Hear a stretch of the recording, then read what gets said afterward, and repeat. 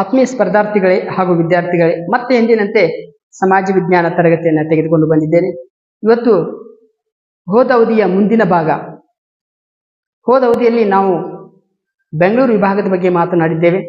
ಈಗ ಅದರ ಮುಂದುವರಿದ ಭಾಗ ಮೈಸೂರು ವಿಭಾಗದ ಬಗ್ಗೆ ಮಾತನಾಡ್ತಾ ಇದ್ದೇನೆ. ಮೈಸೂರು ವಿಭಾಗದಲ್ಲಿ ಬಹಳ ಉನ್ನತವಾಗಿರ್ತಕ್ಕಂಥ ವಿಚಾರಗಳನ್ನು ನಾವು ಕಾಣ್ತೀವಿ. ಸೊ ಹಾಗಾಗಿ ಇವತ್ತು ಮೈಸೂರು ವಿಭಾಗದಲ್ಲಿರ್ತಕ್ಕಂಥ ಒಂದಷ್ಟು ಘಟನೆಗಳನ್ನ ರಾಜರು ಯಾರು ಆಳಿದ್ರು, ಏನ್ ಮಾಡಿದ್ರು ಅಂತೇಳಿ ನಾನು ಇವತ್ತು ನೋಡ್ತಾ ಈ ವಿಚಾರನ ಮಾತಾಡ್ತಾ ಇದ್ದೀನಿ. ಓಕೆ, ಸೊ ಇಂದು ಆರಂಭದಲ್ಲಿ ಒಡೆಯರ ರಾಜಧಾನಿ. ಸೊ ನೋಡಿದ್ದು ಆರಂಭದಲ್ಲಿ ಒಡೆಯರ ರಾಜಧಾನಿ ಆಗಿತ್ತು ಅಂತ. ಯಾವುದು? ಈ ಮೈಸೂರು ಒಡೆಯರ ರಾಜಧಾನಿ ಆಗಿತ್ತು. ಯದುವೀರ ಅನ್ನುವಂಥ ಮೊದಲ ರಾಜ ಇದನ್ನ ರಾಜಧಾನಿಯನ್ನಾಗಿ ಮಾಡಿಕೊಂಡು ಮೈಸೂರು ಒಡೆಯರ ಕಾಲದಲ್ಲಿ ರಾಜಧಾನಿ ಆಗಿತ್ತು ಅಂತ ನೋಡ್ತೀವಿ. ಈ ಮೈಸೂರು ವಿಭಾಗದಲ್ಲಿ 8 ಜಿಲ್ಲೆಗಳು ಬರ್ತಾವ. ಎಷ್ಟು ಹೇಳ್ರಿ? 8 ಜಿಲ್ಲೆಗಳು ಬರ್ತಾವ. ಅವುಗಳಲ್ಲಿ ಮೈಸೂರು ಆಗಿರ್ಬಹುದು, ಮಂಡ್ಯ ಆಗಿರ್ಬಹುದು, ಹಾಸನ ಆಗಿರ್ಬಹುದು, ಚಿಕ್ಕಮಗಳೂರು, ಉಡುಪಿ, ದಕ್ಷಿಣ ಕನ್ನಡ, ಚಾಮರಾಜನಗರ ಮತ್ತು ಕೊಡಗು. ಸೊ ಇಷ್ಟು ಎಲ್ಲ ಏನಪ್ಪಾ ಅಂತಿದ್ರೆ ಇವು ಮೈಸೂರು ವಿಭಾಗದಲ್ಲಿ ಕಂಡು ಬರ್ತಕ್ಕಂತಹ 8 ಜಿಲ್ಲೆಗಳು. 8 ಜಿಲ್ಲೆಗಳು. ಸೊ ನೋಡ್ರಿ, ಈ ಭಾಗದಲ್ಲಿ ತಲಕಾಡು ಅನ್ನೋದು ಗಂಗರ ರಾಜಧಾನಿ ಆಗಿತ್ತು ಅಂತ. ಕೊಡಗಿನ ತಲಕಾಡು ಏನಾಗಿತ್ತಪ್ಪ ಅಂತಂದ್ರೆ ಗಂಗರ ರಾಜಧಾನಿ ಆಗಿತ್ತು ಅಂತೇಳಿ ನಾವು ನೋಡ್ತೀವಿ. ಆಮೇಲೆ ಒಡೆಯರ ಆಳ್ವಿಕೆಗೆ ಒಳಪಟ್ಟಿತ್ತು ಅಂತ ಗಮನಿಸ್ಬೇಕು. ಈ ಭೂಪ್ರದೇಶ ಮೈಸೂರು ಒಡೆಯರ ಆಳ್ವಿಕೆಗೆ ಒಳಪಟ್ಟಿತ್ತು. ನಂತರ ಟಿಪ್ಪು ಮತ್ತು ಹೈದರಾಲಿ ಅಥವಾ ಹೈದರಾಲಿ ಮತ್ತು ಟಿಪ್ಪು ಈ ಭೂಪ್ರದೇಶವನ್ನು ಆಳ್ತಾರೆ, ಬಹಳಷ್ಟು ದಿನಗಳವರೆಗೆ ಆಳ್ತಾರೆ. ಸೊ ನಂತರ ಇವರ ಆಳ್ವಿಕೆಯ ನಂತರ ಒಂದು ಅಂಶವನ್ನು ಗಮನಿಸ್ಬೇಕಿಲ್ಲಿ. ಮೈಸೂರನ್ನ ಮಹಿಷ ನಾಡು ಎಂದು ಕರೀತಾರೆ. ಮಹಿಷ ಅಂತಂದ್ರೆ ಅಲ್ಲಿ ಸ್ಥಾನಿಕ ದೇವತೆ ಚಾಮುಂಡೇಶ್ವರಿ ಇದ್ದಾಳ. ಆಕೆ ಏನ್ ಮಾಡ್ತಾಳೆ ಅಂತಂದ್ರೆ ಇದೊಂದು ದಂತಕಥೆ. ಅಲ್ಲಿರ್ತಕ್ಕಂಥ ಒಂದು ರಾಕ್ಷಸ ಮಹಿಷಾಸುರ ಅಂತ.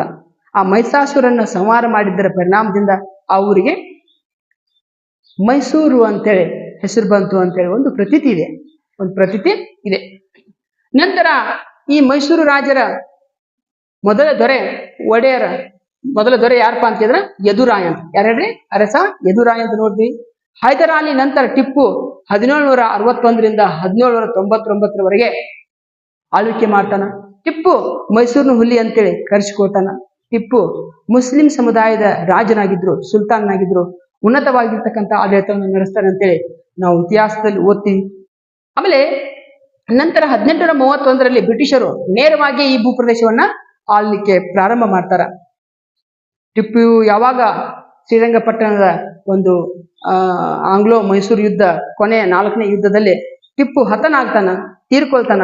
ನಂತರ ಏನಾಗ್ತಿಪ್ಪ ಅಂದ್ರ ಆತ ತೀರಿಕೊಂಡ ನಂತರ ಆ ಭೂಪ್ರದೇಶವನ್ನ ಒಡೆಯರಿಗೆ ಒಂದಷ್ಟು ದಿನಗಳವರೆಗೆ ಬಿಟ್ಟು ಕೊಡ್ತಾರ ಈ ಬ್ರಿಟಿಷರು. ನಂತರ ಬ್ರಿಟಿಷರೇ 1831ರಲ್ಲಿ ನೇರವಾಗಿ ಆಳ್ವಿಕೆ ಮಾಡ್ತಾರ. ನಂತರ ನಾಲ್ವಡಿ ಕೃಷ್ಣರಾಜರು ಬರ್ತಾರ.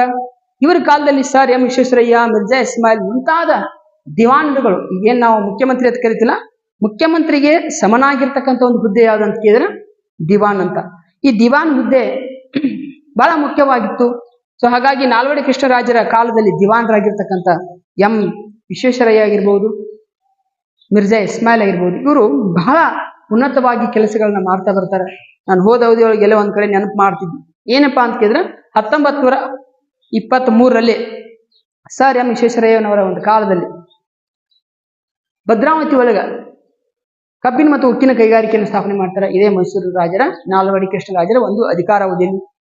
1936ರಲ್ಲಿ ಕಾಗದ ಕೈಗಾರಿಕೆ ಪ್ರಾರಂಭ ಮಾಡ್ತಾರೆ. ಮಂಡ್ಯದಲ್ಲಿ ಸಕ್ಕರೆ ಕೈಗಾರಿಕೆ ಪ್ರಾರಂಭ ಮಾಡ್ತಾರೆ. ಅಷ್ಟೇ ಅಲ್ಲ, ಮೈಸೂರಿನಲ್ಲಿ ಮೈಸೂರು ಯೂನಿವರ್ಸಿಟಿಯನ್ನ ಸ್ಥಾಪನೆ ಮಾಡ್ತಾರೆ 1916ರಲ್ಲಿ. 1915ರಲ್ಲಿ ಕನ್ನಡ ಸಾಹಿತ್ಯ ಪರಿಷತ್ತನ್ನು ಪ್ರಾರಂಭ ಮಾಡ್ತಾರೆ. ಸೊ ಹೀಗೆ ಮಹಾರಾಣಿ ಕಾಲೇಜನ್ನು ಪ್ರಾರಂಭ ಮಾಡ್ತಾರೆ. ಒಟ್ಟಿನಲ್ಲಿ ಹೇಳ್ಬೇಕಂದ್ರೆ ಇವರು ಮಾಡಿದ ಕೆಲಸಗಳು ಬಹಳಷ್ಟು. ವಾಣಿ ವಿಲಾಸ ಸಾಗರ ಅಂತೇಳಿ ಒಂದು ಅಣೆಕಟ್ಟೆಯನ್ನು ಕಟ್ತಾರ. ಎಲ್ಲಿಪ್ಪಾ ಅಂತೇಳಿ ಚಿತ್ರದುರ್ಗದ ಹಿರಿಯೂರಿನಲ್ಲಿ. ಒಟ್ಟಿನಲ್ಲಿ ಏನಪ್ಪಾ ಅಂತಂದ್ರೆ ನಾಲ್ವಡಿ ಕೃಷ್ಣರಾಜ ಒಡೆಯರ ಕಾಲದಲ್ಲಿ ಬಹಳಷ್ಟು ಭೂಪ್ರದೇಶದಲ್ಲಿ ಆ ದಕ್ಷಿಣ ಕರ್ನಾಟಕದಲ್ಲಿ ಹೆಚ್ಚು ಅಭಿವೃದ್ಧಿ ಕೆಲಸಗಳು ಆಗ್ತಾವ ಅಂತೇಳಿ ನಾವು ನೋಡ್ತೀವಿ. ಇದಕ್ಕೆಲ್ಲ ಸರ್ ಎಂ ವಿಶ್ವೇಶ್ವರಯ್ಯನವರು ಅಂಕಿತ ಹಾಕ್ತಾರ. ಮಿರ್ಜಾ ಇಸ್ಮಾಯಿಲ್ ಅಂತೇಳಿ ಬಹಳ ಉನ್ನತವಾಗಿರ್ತಕ್ಕಂಥ ಒಬ್ಬ ವ್ಯಕ್ತಿ ದಿವಾನರಾಗಿದ್ರು ನಾಲ್ವಡಿ ಕೃಷ್ಣರಾಜ ಒಡೆಯರ ಕಾಲದಲ್ಲಿ. ಇವರು ಇದೇ ಕನ್ನಂಬಾಡಿ ಅಣೆಕಟ್ಟಿನ ಒಂದು ಮುಂಭಾಗದಲ್ಲಿ ಬೃಂದಾವನ ಅಂತೇಳಿ ಒಂದು ಬೃಂದಾವನವನ್ನ ನಿರ್ಮಾಣ ಮಾಡ್ತಾರೆ ಈ ಮಿರ್ಜಾ ಇಸ್ಮಾಯಿಲ್. ತದನಂತರ 17ನೇ ಶತಮಾನದಲ್ಲಿ ಹಾಲೇರಿ ಮನೆತನದ ಆಳ್ವಿಕೆ ಮಾಡಿತ್ತು ಅಂತ ಗಮನಿಸಬೇಕು. ಈ ಮೈಸೂರು ವಿಭಾಗದಲ್ಲಿ ಇನ್ನೊಂದು ಬಹಳ ಮುಖ್ಯವಾಗಿತ್ತು, ಕೊಡಗಿನ ಒಂದು ಮಡಿಕೇರಿ ಭಾಗದಲ್ಲಿ ಹಾಲೇರಿ ಮನೆತನ ಆಳ್ವಿಕೆ ಮಾಡಿತ್ತು ಅಂತ. ಇವರ ರಾಜಧಾನಿ ಬಿದನೂರು ಆಗಿತ್ತು. ಯಾವ್ದಾಗಿತ್ತು ಹೇಳ್ರಿ? ಬಿದನೂರು ಅಂತ ಆಗಿತ್ತು.